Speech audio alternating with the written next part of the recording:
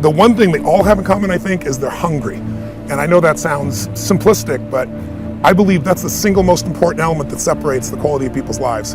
It's not just the ability to have hunger, but to sustain it. Hunger means that you want more. You want more of yourself. You want to make a bigger difference. You want to be a better parent. You want to do something more than there is today, and that you don't get satisfied. Most people start out with hunger at an early stage of life and they lose it. But the people that come to me are hungry either because something's happened, they've had a birthday with a 0 on it, they've gone through a divorce, they're starting a business and they know I've got to have a different level, or they're the best in the world and they're always looking for that edge that makes the difference. I think everybody is born with hunger. Like, there's the desire to grow, to expand, to learn, and then disappointment sets in early in life for most people. And then we look to blame something outside of ourselves. And there are many events in our lives that can affect us all. We've all had pain and challenges. But I think if you can find within yourself the part of you that wants to constantly give something more than yourself, if you can find a mission larger than yourself, then you're more pulled to do something than trying to push yourself. And pull has much more power than push. I always say motive does matter.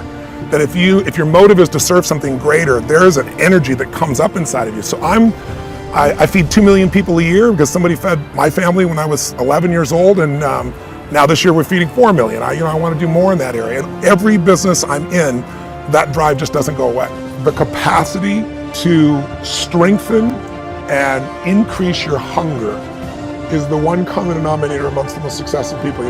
They've never lost their hunger. Most people are hungry to achieve a certain amount, make a certain amount of money, and then they get comfortable and relax, or to get a certain level of fitness and then they relax. But Richard is as driven today as when he was 16 years old starting. I mean, he's like on fire, and he's 65 years old. Warren Buffett is 85 years old. He's as driven today as when, he began the journey, right? I believe in intelligence. I love people that are wickedly smart. And I work to be wickedly smart by educating and training myself and so forth, and training my brain. There's a lot of intelligent people who can't fight their way out of a paper bag, right?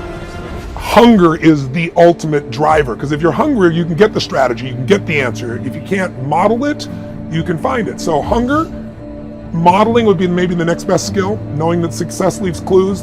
The best way is get around where it's better and things will hit you. Who you spend time with is who you become. How bad do you want your goal right now? Do you want it as bad as breathing? Do you want it as bad as anything you ever wanted in your life? And if you calibrate it at the highest enough levels, what I found is the people that are the hungriest, they find a way. When you know why you want something, when it's desperation, the power of being desperate is something that most people avoid. They think desperation is a weakness. And I'm here to tell you, desperation is one of the most powerful emotions you could possibly possess, because when you're desperate, you find reserves and reservoirs of ideas, talents, and a strength that you don't know you have when you find yourself in a desperate situation. So ironically, the one thing most people avoid in their life, hunger, which is caused by being desperate. When you're starving, you become desperate. So the number one thing we need more than anything to win is hunger, which comes from a state of desperation. Yet we're constantly trying to comfort ourselves in the real world to avoid the state of being desperate. And I'm telling you that I think you need to embrace desperation again in your life. Like, do you want it so bad that you're desperate for it? See, in a fight, you show me two people. This is why it's so hard to repeat as a champion in the fighting game. Because you show me someone who's up and coming, who's hungry for that title, who's never had it before, who can taste it, who knows if they win that belt, their whole life's gonna change. They're gonna be champion of the world, all the endorsements, all the money, all their family life, all their parents' lives are gonna change. You show me somebody chasing that, hungry for it, against someone who's just trying to hold on to a title. And that's why most of the time the challenger beats the champ. It's hard to repeat as a champion because the hunger goes down just a little bit.